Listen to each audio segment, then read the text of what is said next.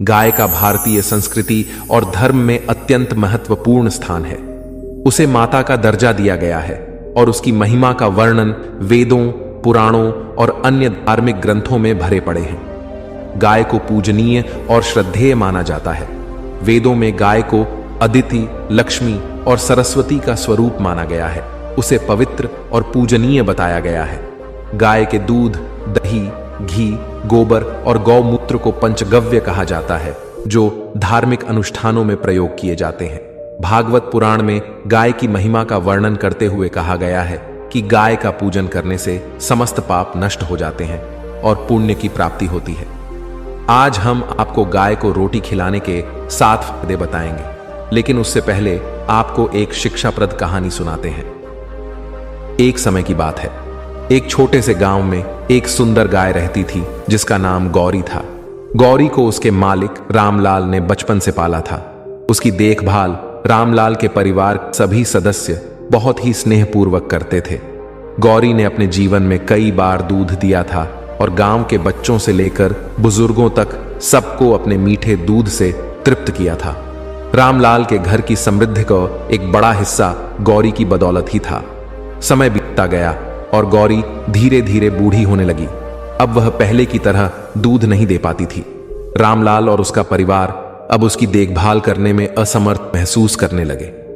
गांव के अन्य लोगों ने भी रामलाल को सलाह दी कि अब गौरी को अपने पास रखने का कोई फायदा नहीं है। एक दिन रामलाल ने भारी मन से फैसला किया कि अब गौरी को छोड़ देना ही सही रहेगा। एक सर्द सुबह रामलाल ने गौरी को जंगल में छोड़ने का फैसला किया। वह गौरी को एक गाड़ी में बिठाकर जंगल के करीब ले गया। गौरी समझ नहीं पा रही थी कि रामलाल उसे कहां ले जा रहा है। जंगल में पहुंचकर रामलाल ने गौरी को गाड़ी से उतारा और अकेला छोड़कर लौट आया। गौरी ने उदासी और निराशा के साथ अपने मालिक को जाते देखा। गौरी को भी समझ में नहीं आया कि आखिर उसका मालिक ऐसा क्यों कर रहा है। उसे लगा कि शायद कुछ पन है, लेकिन मालिक उसे छोड़कर वहीं चला गया। गौरी लगातार उसे देखती रही और मालिक के जाने के बाद भी उसकी राह देखती रही, यह सोचकर कि वह जरूर लौटकर वापस आएगा और उसे ले जाएगा। गौरी उस परिवार को अपना मुखिया मानती थी और उन्हें अपने परिवार के सदस्य समझती थी। इसीलिए उसके मन में कभी भी उनके लिए किसी भी तरह की दुर्भावना नहीं आई। उसने हमेशा उन्हें अपने बच्चों की तरह पाला पोसा और उन्हें दूध दिया। लेकिन आज गौरी की आंखों में आंसू थे, क्योंकि उसके मालिक ने उसे जंगल में छोड़ दिया था। आखिर क्या वजह है? वह कई दिनों तक उसका वहीं इंतजार करती रही, लेकिन फिर भी वह लौटकर नहीं आया। गौरी अब जंगल में अकेली रह गई थी। वह बहुत कमजोर हो चुकी थी और भोजन की तलाश में इधर उधर भटकने लगी। जंगल में उसे डराने वाले जानवरों का सामना करना पड़ा और खाने पीने के लिए उसे बहुत कठिनाइयों का सामना करना पड़ा। वह दिन ब दिन कमजोर होती जा रही थी। कई दिन पर्याप्त भोजन न मिलने की वजह से गौरी बहुत कमजोर हो चुकी थी और अब उसका शरीर धीरे धीरे दर्द में पहुंचने लगा था। एक दिन वह धूप में बेहोश होकर वहीं गिर गई। तब कुछ राहगीरों ने उसे पानी पिलाया। उसने बहुत धन्यवाद कहा और उन्हें खूब दुआएं दी। उसे लगा कि अब उसकी जिंदगी बदलेगी, लेकिन उन लोगों ने भी उसे पानी पिलाकर वहीं छोड़ दिया, क्योंकि वह बूढ़ी हो चुकी थी और अब उसकी किसी को कोई जरूरत नहीं थी। गौरी ने उनका धन्यवाद कहा, फिर भी वह आगे चल पड़ी। अब वह जाए कहां, किसके घर पे जाए, किसके यहां खाना मांगे और किसके सहारे अपनी जिंदगी गुजारे। उसे अब अकेले रहने की आदत नहीं थी। लेकिन एक सुबह जब गौरी बहुत ही निराश और भूखी थी, उसे जंगल के एक कोने में एक महात्मा का आश्रम दिखाई दिया। महात्मा, जिन्हें लोग बाबा कहते थे, वहां पर साधना कर रहे थे। बाबा ने गौरी को देखा और उसकी दयनीय स्थिति को समझा। उन्होंने गौरी को अपने पास बुलाया और उसे स्नेहपूर्वक भोजन और पानी दिया। गौरी ने पहली बार कई दिनों बाद तृप्ति का अनुभव किया। गौरी उस महात्मा के गले लगकर जोर जोर से रोने लगी। उसकी आंखों से लगातार प्रेम की धारा बह रही थी, जैसे मानो वह उन्हें धन्यवाद कह रही हो, जिन्होंने उसे नया जीवन दान दिया है। अब उसने निश्चय किया कि वह अपनी बाकी की जिंदगी इन्हीं की सेवा में गुजार देगी। लेकिन उसके मन में अभी भी डर था कि कहीं ये महात्मा भी उसे निकाल न दें। गौरी ने बाबा के पास रहना शुरू कर दिया। बाबा ने उसकी देखभाल की और उसे फिर से स्वस्थ बनाने का प्रयास किया।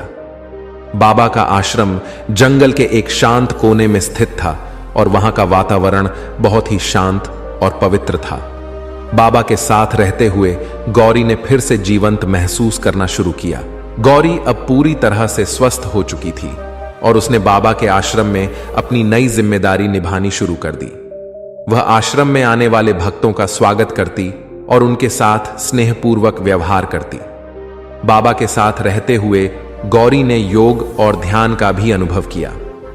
गौरी ने बाबा के साथ मिलकर आश्रम की सेवा करना शुरू किया। आश्रम में कई भक्त और साधक आते थे और गौरी उनके बीच एक प्रिय पात्र बन गई थी। उसका शांत और स्नेहपूर्ण स्वभाव सभी को आकर्षित करता था। गौरी ने अपनी नई जिंदगी में बहुत संतोष और शांति महसूस की। गौरी की कहानी धीरे धीरे गांव तक पहुंचने लगी। गांव के लोग जो पहले उसे बेकार समझते थे, अब उसकी कहानी सुनकर हैरान थे। उन्हें एहसास हुआ कि उन्होंने गौरी के साथ कितना अन्याय किया था। रामलाल भी अपनी गलती का एहसास करने लगे और उन्हें अपनी गलती का पछतावा हुआ। गौरी का मालिक रामलाल भी महात्मा के पास आया और अपनी गाय को उस हालत में देखकर बहुत खुश हुआ, लेकिन वह अपनी गलती पर शर्मिंदा भी था। उसने महात्मा से माफी मांगी और कहा, महात्मा जी, मैं इस गाय को ले जाना चाहता हूं। दरअसल यह मेरी गाय है। महात्मा ने उसे गाय ले जाने से मना कर दिया। उन्होंने कहा, तुमने इसे बहुत कष्ट दिया है, तुम इसके योग्य नहीं हो, इसीलिए तुम पाप के भागीदार हो और मैं तुम्हें इसे साथ ले जाने नहीं दूंगा। लेकिन गौरी ने कहा, नहीं महात्मा जी, ये मेरे मालिक हैं। इन्होंने ही मुझे बचपन से पाला पोसा और बड़ा किया है।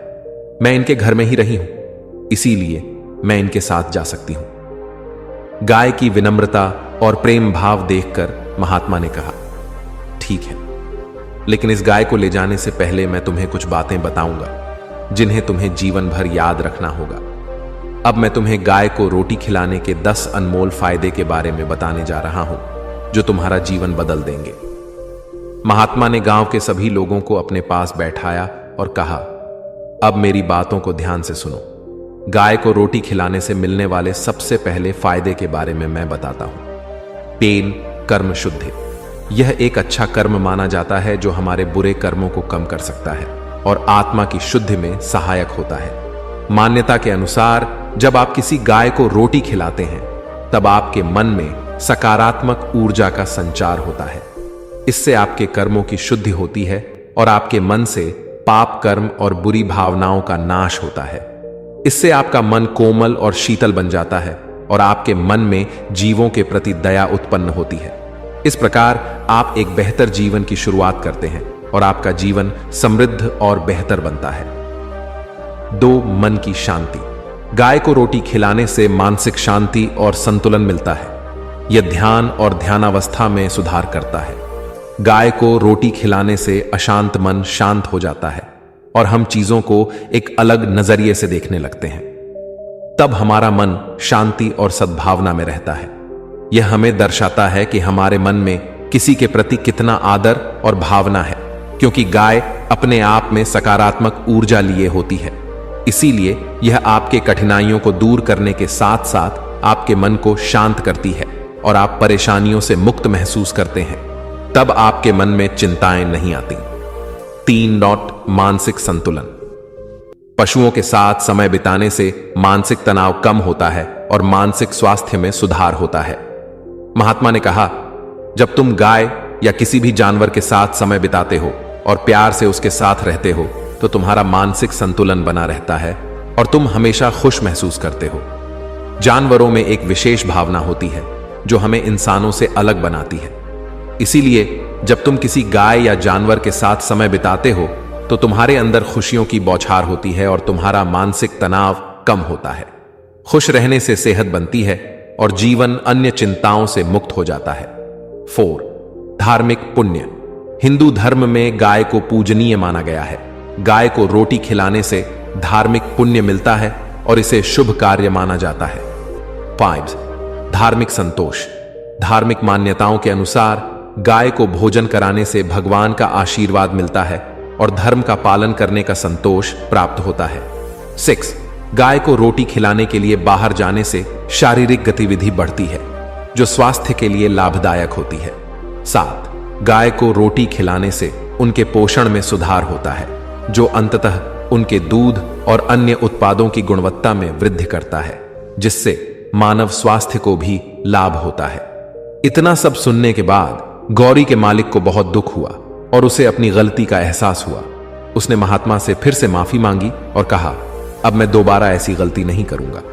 गौरी ने भी कहा कि वह अपने मालिक के साथ जाना चाहती है।